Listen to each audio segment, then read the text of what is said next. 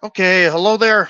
And like one thing I want to get through to this thing right here is we have Ring of Honor, Death Before Dishonor, including its 0 hour pre-show and stuff, which you could say made it felt a little bit extensive and stuff. So yeah, you have the event beginning with the like I said, the 0 hour pre-show, kicking things off on the official Ring of Honor YouTube channel. And the thing is, it's really good that they added the pre-show into their YouTube channel, but they didn't add much into their actual main show. Come on, why, I don't get why they don't do that. Like, they gotta add both. It kind of makes sense. So yeah, we got Ian Riccaboni and Caprice Coleman, being the commentary team for tonight's event and stuff. As we also have the debut of the MXM collection, the Sultan of Suave, with Mansoor and Mason Madden versus the Spanish announcement project, Angelico and Serpentico. And honestly, I gotta say, I think Serpentico had a really good luchador mask. He was really putting some good moves, and that's pretty much where we have Mansoor just hitting Serpentico with a flurry of offense and showing off his athleticism and poise and stuff. Which when they say poise, they mean how much they resist getting flinched and how much they resist getting interrupted and stuff. Like not being phased at all. That's what poise means. So yeah, we also have Mason, Madden just tagging in by touching Mansoor's finger grip and stuff. Before we also have Angelico, he was just being caught in the corner by Mason and stuff. Before we have Mason just planning him with the split slam and stuff.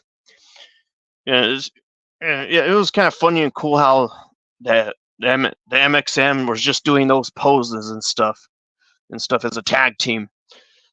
So yeah, we have the MXM, utilizing tandem offense on Angelico, and then they're just doing a combination on Serpentico and stuff, to overwhelm the SAP, which stands for Spanish Announce Project and stuff. And not only that, we get Madden distracting Serpentico by Vogan on the apron.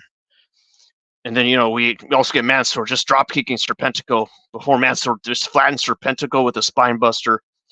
Before, we also get Mason just stepping over the top rope and just blasting the Spanish Announce Project with back elbows, big back elbows and stuff. Well, we also have Mason just spearing Serpentico and stuff. We also get MXM just finishing off Serpentico with the center field score for the pin and stuff. Yeah, well, they got the pin. Yeah, that's where they were doing those poses right there again and stuff. Yeah, and they just kept doing poses and stuff, and it was good for them.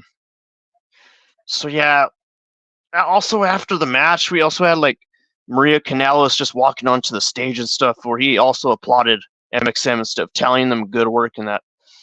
And after that was a swash match right here. And I'm just thinking, first, they don't upload the entire show on their channel, and then there's a swash match with Marina Shafir and Angelica Risk. Because, yeah, it's just, you have Risk just chopping at Marina while Marina just, decided not to budge or anything. She was just not getting flinched at all. Just like what I said about the poise. So yeah, anyway, we get Marina just grabbing Angelica and just locking in the mother's milk choke and stuff before winning with the via referee stoppage and stuff. And not only that, you have just Angelica just stuck in just Marina's arms and stuff, because she was lifted in the air. She was just lifted in the air and stuff, and she couldn't break free or anything. I guess just to not suffocate her too much or anything, they just decided that just Angelica decided to win the match. No, I mean Marina decided to win the match right there before we have Griff Garrison with Maria just and Anthony Henry fighting the infantry, which is Carly Bravo and Sean Dean with Trish Adora and stuff. And yeah, honestly, I felt this women's match went by way too quick. Ever since Angelica just got lifted into the air and she was up there just in Marina's arms and stuff real hard. She was locked in real hard and stuff. So yeah, we get the infantry, saying that they were being too much for Henry and stuff, as he was forced to tag out to Griff. And not only that, we get Griff just getting momentum back on his team side, just using his size advantage to overpower Carly Bravo. And we also get Henry just going to work on Carly Bravo and stuff with an inside standing knee bar before we get Henry just trying to transition to an STF on, Carly Bravo and stuff before we also have Henry. Just putting Bravo in the rings of Henry and stuff, you could say, before, Bravo broke the hold by biting the bottom rope. Sorry, I messed up right there. So, yeah. Anyway, we get Griff. He's just using his long legs and stuff, and he just booted Carly with the big boot to the face and stuff. And, yeah, not only that, we get Carly just coming back and just planting Anthony Henry before we get Griff just blocking Carly from making the tag. And not only that, we have Dean just finally tagging in, just doing the captain, cleaning the house on Garrison and Henry. I don't know, the quote, the captain cleaning the house on Garrison. I don't know what they call that. It sounds pretty decent in my opinion.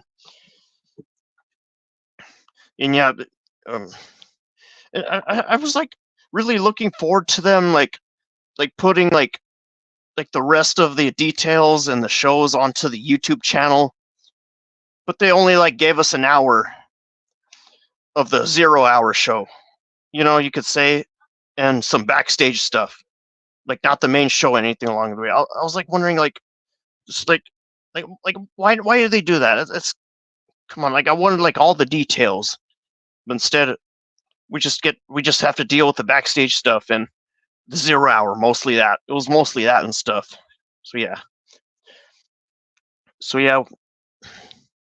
We get Henry just tagging himself in and stuff, with Maria just taking exception to this and stuff before they're jumping in on the apron to argue with Henry and stuff before we have Dean just rolling up Henry for a near fall. And we also have just Henry kicking out of the pin and stuff before, he had inadvertently knocked Maria off the apron and stuff into Griff's arms.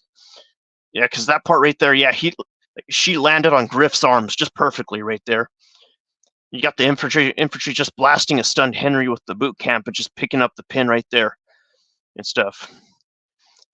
I've noticed that the infantry was doing a little reference to a comic book series that was also a TV show and a cartoon and stuff, which was called the X-Men. So yeah, regarding the color and the pattern, which some fans could tell they were doing. So yeah, not only that, we have the Outrunners with Truth Magnum and Turbo Floyd versus Top Flight with Darius and Dante Martin and Action Andrade. And at first, I didn't notice Action Andrade was on there too, because I've always seen Action Andrade in AEW and stuff. I never seen him in Ring of Honor before, because I haven't been looking that much into Ring of Honor. And that's why I felt that I had to give that promotion more attention on my channel, you could say. So yeah, we get Dante just drop kicking Truth and stuff before we also have Turbo, just tagging in and just doing the Top Flight using a variation of Total Elimination on him and stuff before, we also get the Outrunners just rallying back though after some interference courtesy of their valet Erica Lee, you could say. And, as they hit a double body slam on Darius. And not only that, we get Turbo applying a sleeper on Darius before Darius, he countered with a snapmare and a big back suplex and stuff before we also have Dante and Truth tagging in for their, respective teams and stuff. As we also have Dante just drilling Truth in with furious forearms. And, there was also Dante just cracking Truth with the kick and then just doing a jumping knee strike and stuff before we also have just Dante just connecting with a spicy drop kick, to Turbo, while we have Darius just planting Truth and picking up the pinfall victory. So yeah, I guess you could say right there, that's the main card of Death Before Dishonor, kicking off with, Commander and the Beast Mortos. And it's kind of funny how after the show we have Beast Mortos backstage, just not actually saying anything about his wins. He just makes those noises like an animal towards that one lady.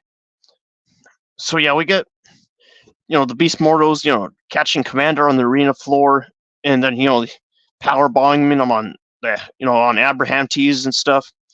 Because yeah, we get Commander versus the Beast Mortos with Alex Abrahantes and stuff. As we also have the Beast bashing Commander into the steel ring post while they're, back in the ring and stuff with the Beast Mortals just press slamming Commander into the turnbuckles, you could say, as they're knocking the wind out of Commander. And yeah, we also have the Commander just rallying back by shoving the Beast into the steel ring post and stuff. Before, we also have Commander just jumping through the ropes and drilling the Beast Mortals with the DTT on the arena floor. As we also have Commander just rocking the Beast Mortals with the Hurricane Rana, which is a move I've been noticing pretty often lately. So yeah, the Hurricane Rana was off the apron, and they went onto the floor and stuff. As we also have Commander just running the top strand and just flipping onto Mortals with the dive and stuff. And that's where we get the Commander just nailing the Beast with the Poison Rana, for a near fall. And not only that, the Beast Mortals, he blocked a dive from Commander and then planted him with the Samoan drop for a 2 count. And not only that, we get Commander just firing back with the Crucifix Driver, and he's just swinging the Mexican Destroyer, you could say. So yeah, not only that, we get the Beast Mortals countering Commander on the top rope, and they press slam Commander for a near fall. Before, we also have Commander just coming back with another Destroyer and stuff, as we get the Beast Mortals just dodging a dive from Commander and just spiking Commander headfirst for the pin and stuff. And I guess that's what allowed Beast Mortals to win right there. Yeah, and you could tell that Beast Mortals, he really put some work on his mask, like a lot of work on his mask and a lot of details, because he's got the horns and stuff, just like really well decorated. Because that's one thing I know about luchadors, is that they really decorate themselves a lot, to indicate how good they are, to indicate how good they are, because that's how luchadors work. And also, they keep their identity a secret and stuff, unless they have to give up their career, because that's how it works in the culture with luchadors. So yeah. So yeah, what else was there? We were also backstage, with Melissa Santos interviewing, MXM before, MXM said they'll be facing FTR and Collision and stuff, and all of that. So yeah, Collision is like a part of AEW. So yeah, they're going to be on there too. They're supposed to be. So yeah, apparently are. So yeah, and not only that, we also have the Ring of Honor World Tag Team Championship match, the Undisputed Kingdom, with Mike Bennett and Matt Taven and stuff. And another thing that happened backstage is that Mike Bennett and Matt Taven were with Roderick Strong. They came up to Mark Briscoe and just dropped him to the floor and just started taunting him and stuff, you could say.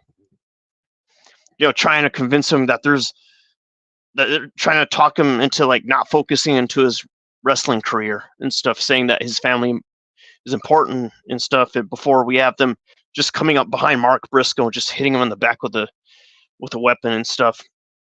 So yeah, we get right here, Bennett just blasting Ishii with chops and stuff before, we have Ishii just firing right back. Not only that, we have Ishii just taking Bennett off his feet, with the shoulder block. Before we also have Taven and O'Reilly just, tagging in for their respective teams. And all of that, we also have Kyle just immediately locking on a cross arm bar before Taven escaped and drop kick Kyle and stuff.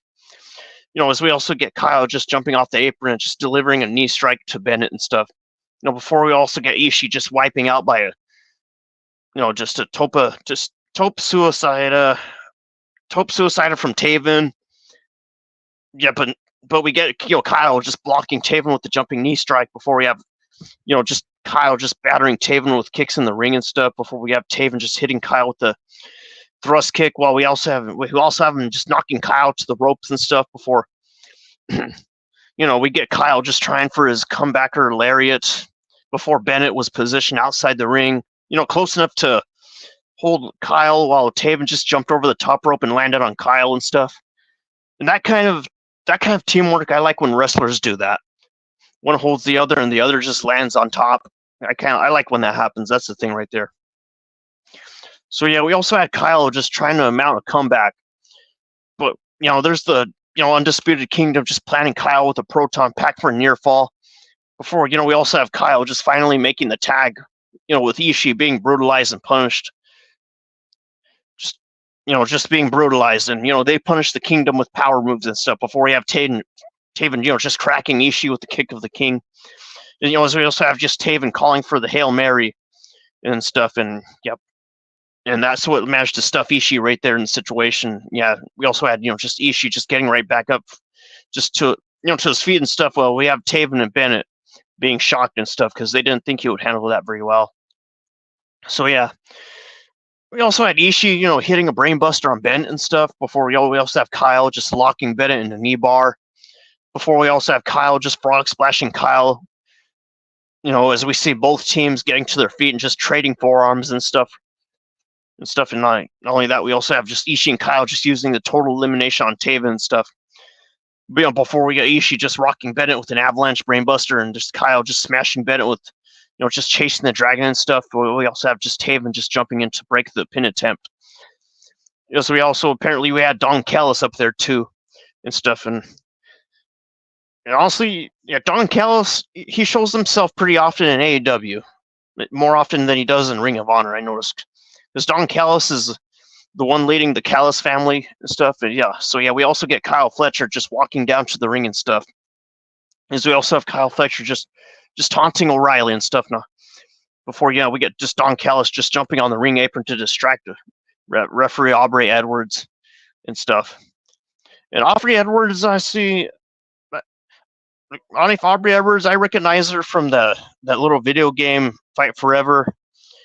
Even though that video game did me dirty and stuff, because there were some glitches that they just won't fix in the game. They just would not fix, and that's why I thought that AEW Fight Forever just had too much flaws, just too much flaws. It just wasn't that good enough. So yeah, you have, Bennett just hitting Kyle O'Reilly with the low blow, and they're just, just cradling O'Reilly with the small package to pick up the win and stuff. Before we also have our Texas Death match. Yeah, not only that, we also have Layla Hirsch and Diamante right there, getting ready for the Texas Death match right there. So yeah.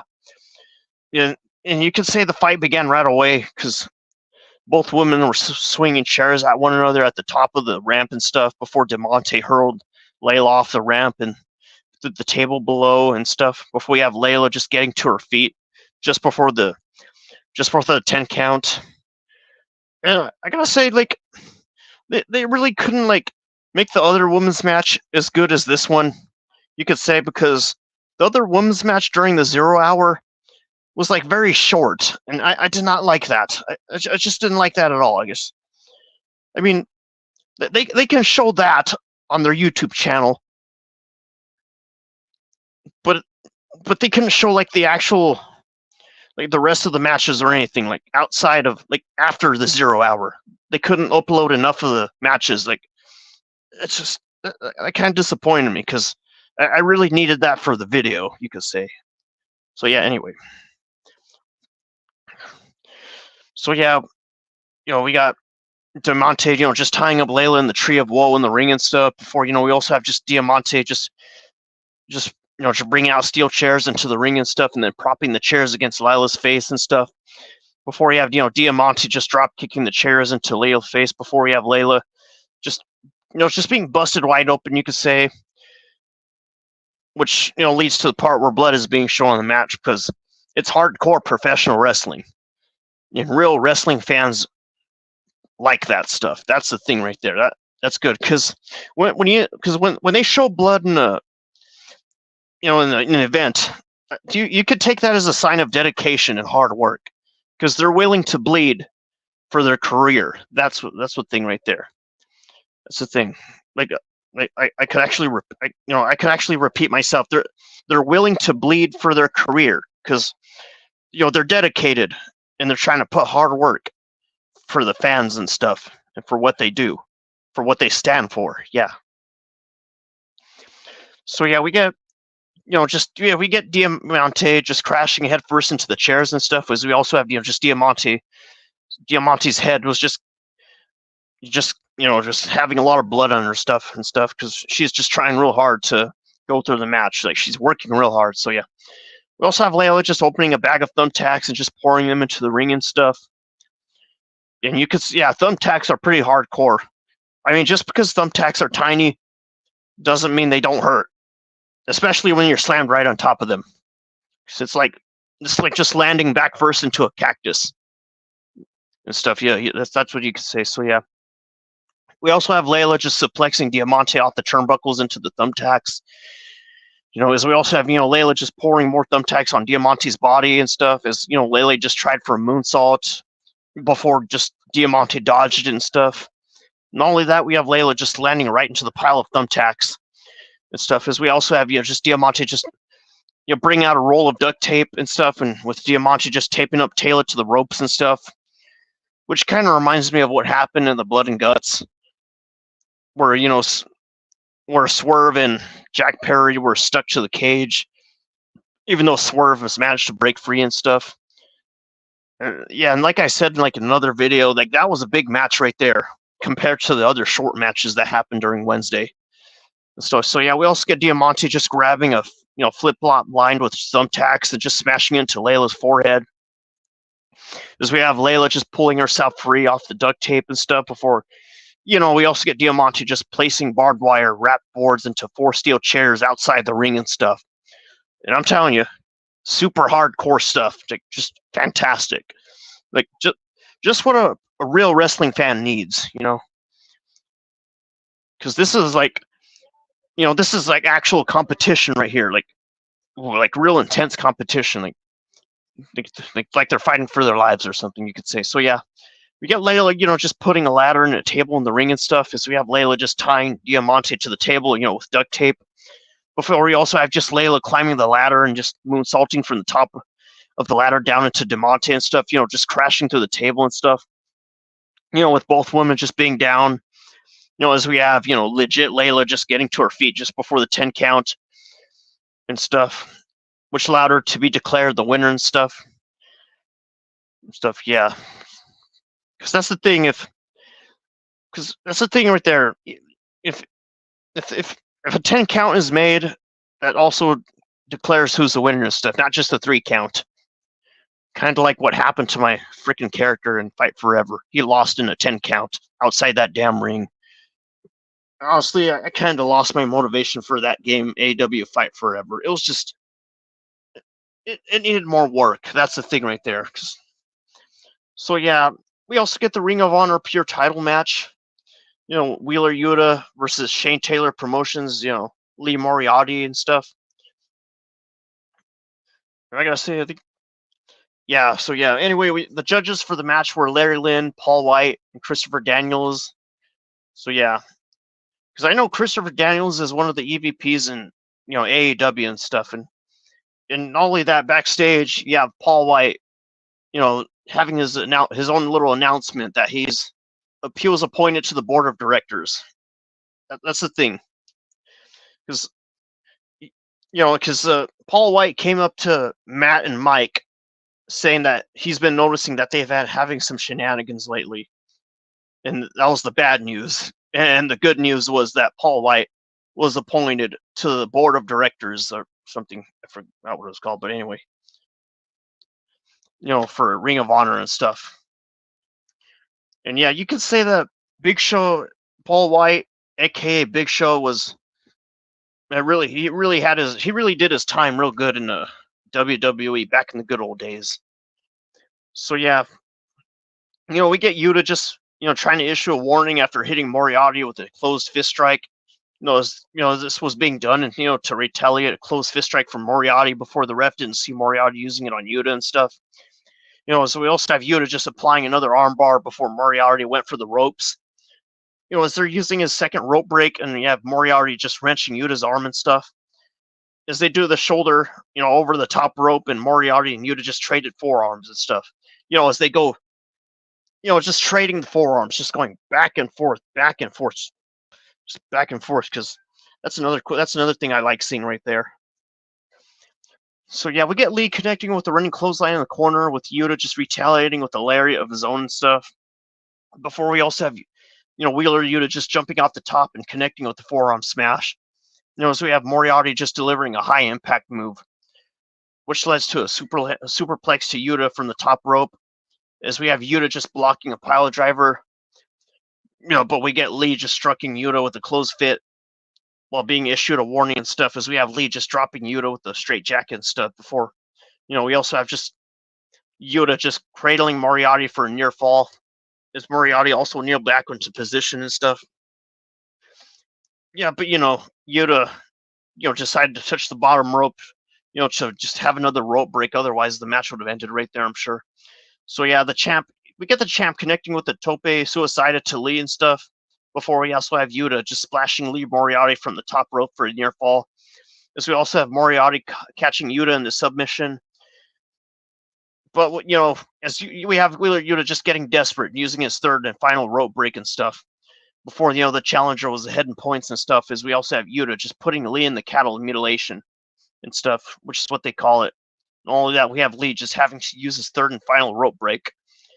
Before Lee Moriarty also just hoisted up Wheeler over the top rope and just dumped him hard on the ring apron and stuff. As we also have Yuta just locking Moriarty in the arm bar. And not only that, we have Moriarty just grabbing the ropes for leverage. Managing to turn Yuta over and just cradling him for the pinfall and stuff. And you could say, you have like Caprice saying that they have a new Ring of Honor Pure Champion stuff because, Lee Moriarty managed to gain the upper hand on Wheeler Yuta because he cradled him for the pin right there. So yeah, you have like fans in the crowd just chanting, "You deserve it, you deserve it." Well, there's also Wheeler Yuta just grabbing the championship from the referee and just placing it around Lee's waist.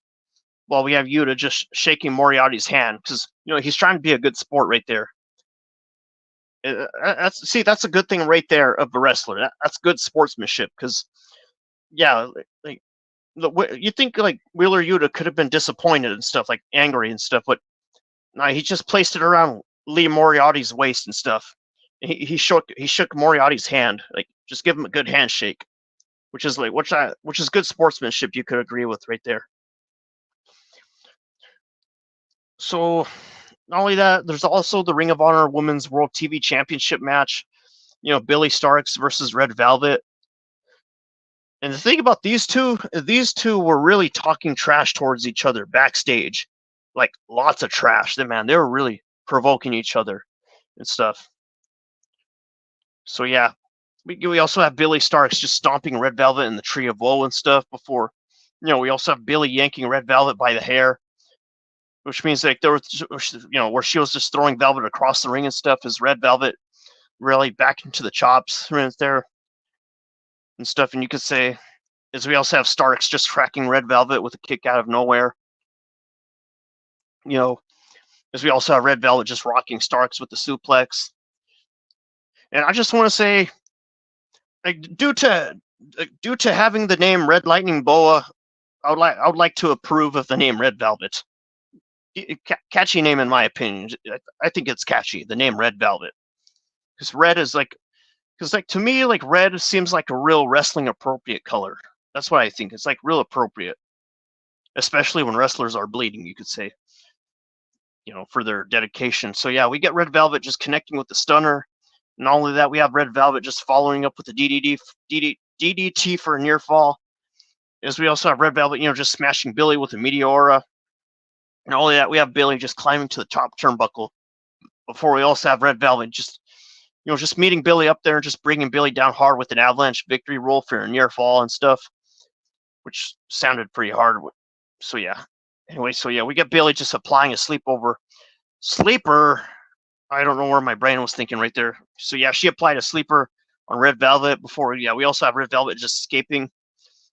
And we get Billy managing to hit a backbreaker before Red Velvet wiped out Billy with a Rana for a near fall and stuff.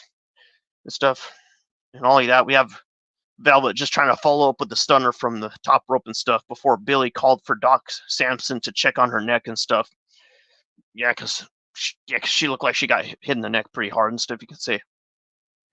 So Caprice, you got Caprice saying that he's seen this before from Billy, and you can say he wasn't falling for it again and stuff. Is it, it turns out Billy was just playing possum. Like, she was just trying to play the victim and stuff, just to catch her opponent off guard and stuff. As she managed to crack Red Velvet with the knee and stuff. And yeah, stuff, and not only that. So yeah, I think like Billy Billy like did real good right there, just faking her situation right there to catch Red Velvet off guard.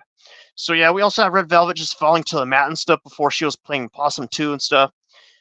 Before we have Red Velvet just body slamming Billy off the top rope as Billy attempted the moonsault. Not only that, we have like Red Velvet just dishing out Mama's recipe, you could say, and he just managing to pin Billy Starks to become the new Ring of Honor Women's World TV Champion and stuff.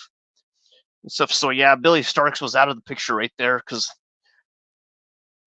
like Red Velvet managed to win right there, and I thought Billy Starks was going to win this one. I was kind of going for Billy Starks for some reason. I don't know. So anyway, we also have the Ring of Honor World Six-Man Tag Team Championship Eliminator match, which was really darn good one, you could say. So yeah, we get the Dark Order. Evil Uno, John Silver, and Alex Reynolds versus Dustin Rhodes, the Von Erichs, Ross and Marshall and stuff. So yeah, here we have like the winners, facing the Undisputed Kingdom.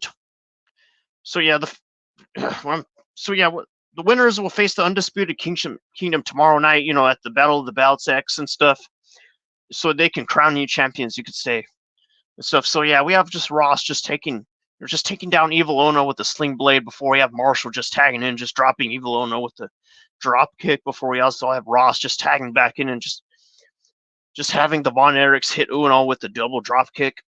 As we also have just Ryan Reynolds just what I say, my brain slipped. I got the name wrong because I was thinking of an actor who was also a comedian who also had the last name Reynolds. I'm sorry. So yeah, we also have Alex Reynolds just whipping Dustin Rhodes into the steel ring steps as we have Evil Uno just whipping Ross with the bull rope, and only that we have Evil Uno just clawing back of Ross with the fingernails and stuff. So we also have just Ross just trying to fight his way out of the Dark Order's corner. But yeah, they pretty much got him pretty good right here because they managed to swarm him and stuff. We also have Ross just finally jumping halfway across the ring, just tagging Marshall and stuff. Before we have Marshall just cleaning house on the Dark Order and stuff before, Marshall just nailed John Silver with the cannonball in the corner and stuff. As he also put the claw on Evil Uno and stuff. And that's kind of a unexpected name, you could say. Evil Uno, that's the thing. So yeah, we get Reynolds just breaking it up and just having the Dark Order just going to work on Marshall before also double teaming him and stuff, as we have just Silver just kicking Marshall in the chest and just following up with the German suplex and stuff. As you have just Ian saying that this has been a brilliant display by the Dark Order and stuff, because from what was said by Ian and stuff. So yeah, we also get Evil Uno just spiking Marshall with a pile driver for a near fall. Not only that, we have Marshall just rolling out of the way of a moonsault from Alex Reynolds and stuff. Alex Reynolds, not Ryan Reynolds. Okay, just let's try to, anyway. So yeah, we got Ross just planning Reynolds with a spine buster, just Dustin tagging in and bulldozing Reynolds with lariats and then a back body drop. Before we also have Dustin just dishing out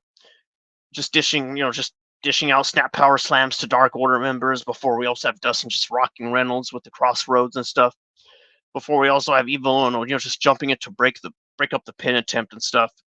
As we also have just Reynolds, just Reynolds and Silver, just using their trademark tandem offense on Dustin and stuff. Before we also have Reynolds just covering Dustin before Dustin kicked out at a 2 count, you could say, and stuff. As we also have Dustin just drilling Reynolds with a destroyer and stuff. And yeah, there was also Marshall just putting the Iron Claw on Silver. So we also have Ross just locking the Iron Claw on Evil Uno and stuff. As we also have the Dustin Rhodes wipe out Reynolds with the Shattered Dreams, and then just planning him for the pinfall victory and stuff. So I guess So yeah, after that match, you could say that they said the wrestler, that Katsuyori Shibata, came down into the ring and stuff and raised the the Von Erich's hands, giving him a stamp for approval and stuff, because yeah, that's what he did right there. That's what Katsuyori Shibata right there. He came down and just gave the Von Erich's hands a stamp of approval and stuff because he liked how they did things. That's the thing. So yeah, and that's pretty much where. Because also you may notice that Dustin Rhodes he also appears in AEW. That's the thing. He also appears in AEW because AEW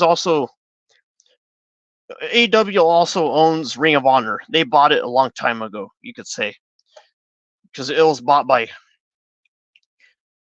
Tony Khan. That's the thing right there. So yeah, we get you could say Marshall. Okay, where do I start? So yeah, So yeah. Anyways, so yeah, we get. So wait, where do I start next? So yeah, what else I have to say is that we have like Lee Johnson, with Leo Rush, Atlantis Jr., Shane Taylor, and Johnny TV, and you can say, yeah, it was pretty good that Atlantis Jr. was backstage and stuff, with what he was speaking Spanish, and not only that, they had a subtitles that was translating the words he was saying, because Atlantis Jr. is a luchador. He was from Mexico or from somewhere else. So yeah, we also have Shane Taylor versus Johnny TV with Taya Valkyrie on there and stuff. So yeah, I was starting to put under the assumption that Taya Valkyrie and Johnny TV were starting to started a relationship or something based off of what I seen backstage. So yeah, we also have Brian Cage, who calls himself the Machine too. So yeah, we also have Johnny TV just trying for a thrust kick on Cage and stuff before we have Cage just blocking it and pushing Johnny's foot into Shane Taylor's face and stuff. Before we have Shane Taylor just knocking Johnny TV into what you can say next week, just knocking him into next week, because that's a funny way of saying it right there. So yeah, we also have Taylor just being taken down by flying head scissors from Brian Cage and stuff before, we also have the Machine just following up with the body slam on Taylor. Not only that, we had Leo Rush backstage, trying to say some real confident stuff, and also saying that his opponent should get used to being on the floor and stuff, So yeah, we also have Leo Rush just rocking Atlantis with the stunner for your near fall. And all that, we have Johnny TV just poking Lee Johnson in the eyes and stuff before, just grounding and pounding him and stuff before we have Taylor Power just bombing Johnny for a 2 count. Yeah. As we also have just Taylor just bringing down Cage with the suplex, as we also just have Cage Cage just spiking Taylor with a DDT, just bam, like that, man, just like that, man. Some just really good stuff. I'll probably give this show a 9 out of 10. I mean, I would give it a 10 out of 10 if that women's match wasn't so short. But I would give this show a 9 out of 10, you could say. So yeah, Johnny TV decided to hit a backflip Samoan drop on Leo Rush and stuff. But so we have Leo Johnson just drop kicking Johnny TV before you have Atlantis just staggering Lee with the just kick to the temple and stuff. Before we also have Atlantis just jumping at Shane Taylor with the Tope Suicida, you could say. Before we also have Leo just landing a beautiful bottom rope moonsault on Atlantis. As we also have Leo just flipping over the top and just landing on Lee and Atlantis and stuff. As we also have Johnny TV just jumping onto them with the tornado. Not only that, we get Cage just taking note and just flipping over the top rope and onto the pile of men and stuff. As we also have everyone just ganging up on Shane Taylor and just fighting him off with strikes, lariats, and headbutts and stuff. And that. Before we also get Leo Rush just connecting with a frog splash on Shane Taylor before, pinning him and stuff. And we have just Caprice Caprice was like pretty just surprised with this one, because he said that he didn't see it coming and stuff. So in all of that, we get Lee smashing Leo with the big shot drop and just eliminating Leo Rush right there. And just Cage and Johnny TV just having a stare down in the center of the ring and stuff, as they form an alliance and just double team Lee Johnson and Atlantis and stuff after we have before we have Johnny TV and Brian Cage just turning their attention to Atlantis and stuff, which led to Johnny betraying Cage and just rocking him with thrust kicks and then doing a neck breaker. Before we also have Atlantis just sending Johnny TV flying with the monkey flip. And that was pretty much where we have Atlantis just blasting Johnny with a Mexican destroyer for a near fall. So not only that, we have one thing I noticed about the show, a good thing I noticed about this show is that there was plenty of tag teams. I noticed a decent number of luchadors and tag teams. that's a real good thing about this show right here, this event, the Death Before Dishonor. And I'm pretty sure that was the reason why Mark Briscoe was pretty excited about that. The weekend before Blood and Guts, because Mark Briscoe was backstage the other weekend, like getting hyped up backstage, as from what we've seen, for both Blood and Guts and Ring of Honor happening, at that time. So yeah. We also have Cage and Atlantis Jr. being the final two, with Cage just connecting with the discus lariat before he had Atlantis just countering the the drill claw attempt with the victory roll, just pinning Brian Cage. Before we also have Atlantis Jr. just retaining the World TV Championship tonight, right there and stuff, you could say. So that's the winning move right there. Atlantis just countering the drill claw attempt with the victory roll and just trying to pin Brian Cage right there, and that's what gave Atlantis Jr. the win right there and stuff. Yep. So this is the thing about luchadors. You could say that they're real unique, like pretty unique, because they use flying moves, like where it's just high flying moves, like how they use their mobility, their flexibility, due to how commonly there are at their weight. Like we're talking about cruiserweights, featherweights, heavyweights are not that common in luchadors, you could say. That's the thing right there. So not only that, we get the Ring of Honor Women's World Championship match, Athena and Queen Anamanada. And kind of like what happened with Billy Starks, Athena and Queen Anamanada were going at each other too. Like they were talking trash as well. Like just they really had that confidence happening and stuff. So we got Athena just blasting Queen Anamanada with a running crossbody press to the outside after avoiding the off with your head kick and stuff. And Athena whipped Anamanada into the barricades, and then they did a steel ring steps and stuff. Before we also have Athena just charging at Anamanada before, Anamanada just counter with the drop toe hold. Yeah, and as far like I wish I would have had enough time to look at the media scrums, before just getting over the Death Before Dishonor results. Because here's the thing, Mark Briscoe and Athena was there, on the media scrums and stuff. Just after they won and stuff, and that's the thing right there, just talking with Tony Khan and stuff. And I know Athena was talking about a certain movie, which is a classic called The Sandlot. It's like a movie back then, just back in the good old days, you could say. It was a classic. So we get Athena firing back with the front suplex on the floor before going back in the ring. We have Anamanada just turning the tables with the big backbreaker on Athena and stuff. Before we have Anamanada wiping out the champ with the lariat and stuff. And before, we have Queen Anamanada just hitting a snap suplex on Athena. Before we have Anamanada just charging at the champ with a drop kick. As we have just Anamanada just nailing Athena with a double stomp for a near fall. Not only that, the challenger managed to suplex Athena into the turnbuckles, with Anamanada just planting Athena with the air raid crash and stuff, good for a 2 count, you could say. So you have Athena just trapping Queen Anamanada and just suplexing Anamanada and stuff. Like I said, Anamanada. Because Athena was really going at her stuff. So they both exchange strikes. Like how wrestlers do it, back and forth, just trading strikes and exchanging them and stuff. Just really good stuff. So we also had Athena just locking for the I'll call it the zero face or the O face. Okay, zero face, I would say. Before we also have Queen Anamanada just blocking it and stuff. So we also have Queen Anamanada just blasting Athena with just a pump kick, as we have Athena just gouging Queen Anamanada's eyes and then just spiking her with the tombstone power driver onto the real steel ring steps. Before, we somehow had Queen Anamanada just rallying back and just planting Athena on her head and stuff before Billy Stark sprinted to the ring. And not only that, we have Red Velvet just chasing right behind her. As we also have Starks and Red Velvet just brawling outside the ring and stuff as the referee was distracted.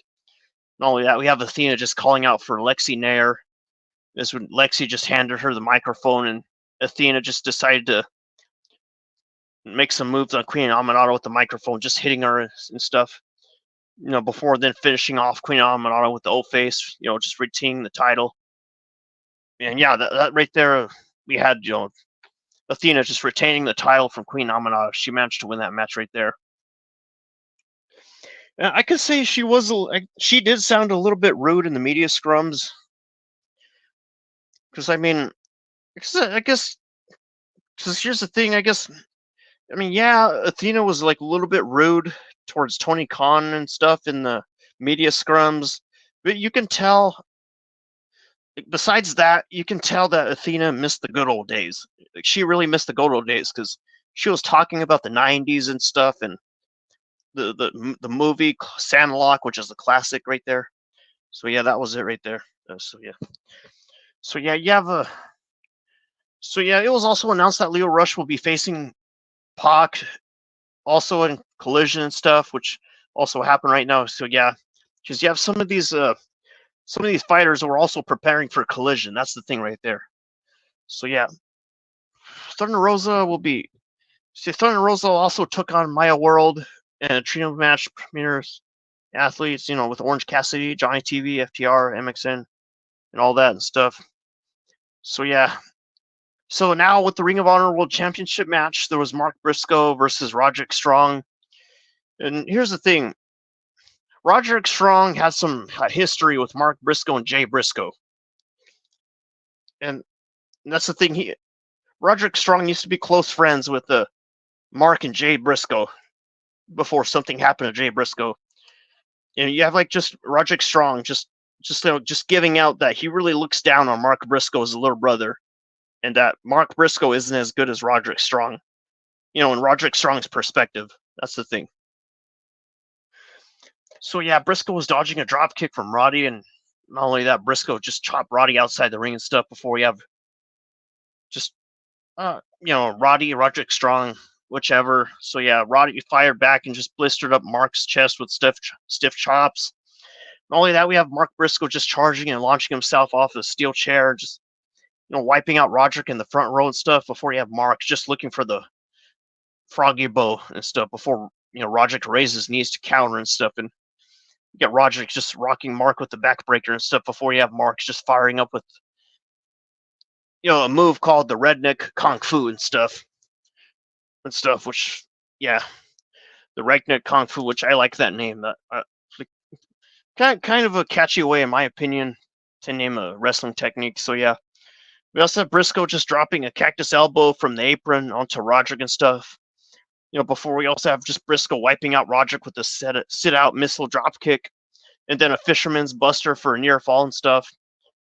While you also had the fans in the crowd chanting, damn boys, because that's how Mark Briscoe would say it right there. Because yeah, you can tell Mark Briscoe had his fans up there listening and watching the show right there.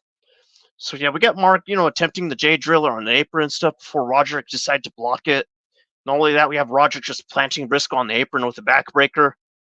As we also have just Roderick just ramming Mark into the steel ring post which had Mark Briscoe just bleeding his head again, because he is a dedicated wrestler. Because also back in Blood and Guts in that cage, he was bleeding at that time too. And that's the thing. That's what I like about Briscoe. I really got to respect that guy. That's the thing. Because you could say that his brother would be really proud of him. That's the thing right there. So yeah. Mark Briscoe, we have Mark Briscoe getting fired up and hitting a neck breaker and then a fisherman driver for a near fall and stuff, as we have Roderick just following up with the right angle slam. But not only that, we have Mark just kicking out at the 2 count with Mark and Roddy just trading forearms and stuff before you have Mark just sending Roddy flying with the Uranagi and stuff. And honestly, Uranagi, not urinage. Just to let some people know, it's pronounced Uranagi, which is, I'm sure, of at least what I think. That's what I think. So anyway, you have Matt Taven just jumping off the top rope and just trying to interfere and stuff before Mark saw him, just knocked him out of the ring and stuff. Yeah, and we also had the ref just dealing with Taven and stuff before you have Mike Bennett just jumping into the ring from the opposite side and just striking Mark with the championship belt. As we have just Roddy just covering Mark, before we have Mark just kicking out, which is a good thing for him because I really started to grow some respect for Mark Briscoe. He's a funny guy and he's real dedicated. That's a good thing about him. He's also good as a human being as well, considering that he was also carrying a baby backstage after things went down and stuff. So yeah. So we get Roderick planning Mark with the powerbomb and following up with the sick kick before Briscoe was still in the game and stuff, you could say. Kicking out at 2 and stuff, while Ishii and O'Reilly just ran down to even up the odds for Briscoe and stuff. As we have just Ishii and O'Reilly just battling Bennett and Taven to the back and stuff. And yeah, that's the thing about Bennett and Taven, that they're friends with O'Reilly. That's the thing. And and Paul White just had to tell him that they're facing O'Reilly, that they have to, because that's the rules of the show. Stuff. And yeah, they were a little bit surprised right there. So yeah, Briscoe, he managed to roll up Roderick for a 2 count, with Mark just turning Roddy out inside out with a lariat. And not only that, we get Mark just climbing up to the top rope before Roderick, just connected with the kick and stuff. As we have just Roddy just climbing to the top but we also have Mark just pulling out the redneck kung fu again. I like the name of that move, the redneck kung fu and stuff. As he managed to knock Roddy back to the mat and stuff. So yeah, we get Mark Briscoe smashing Roddy with the froggy blow and just pinning Roderick Strong for the win right there. And that's what gave Mark Briscoe the win of the match right there and stuff. I mean, yeah, like Roderick Strong had some history with Mark and Jay Briscoe, like way back then, but yeah, he was, I don't know what's gotten into Roderick Strong. He was really taunting Mark Briscoe right there. Like, that's the thing, like things change. That's the thing. So yeah. And that pretty much, like, so yeah, like out of all that, that's all I had to say for this one. I mean, yeah, because like having Mark Briscoe beat Roderick Strong pretty much concluded the entire show and stuff. And yeah, and that's pretty much all I have to give in right there. So yeah, and that's that right there. So yeah, this is Red Lightning Boa, you could say, or Red Boa for short, whichever. And yeah, I'm pretty much handled. I'm already handled with these reviews. These reviews are pretty much already dealt with. So yeah, bye bye.